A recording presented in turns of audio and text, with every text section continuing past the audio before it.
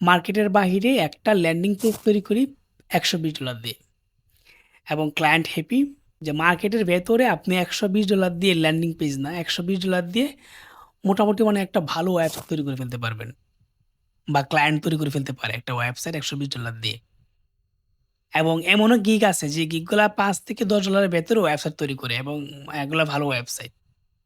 এই যে প্রাইসিংটা $5 থেকে $10 একটা ওয়েবসাইট তৈরি করে ফেলে নতুন ফ্রিল্যান্সার যারা বিশেষ করে তারা। এটা মূলত বিগিনার্স লেভেলে যারা ফ্রিল্যান্সার তাদের জন্য হুমকি স্বরূপ।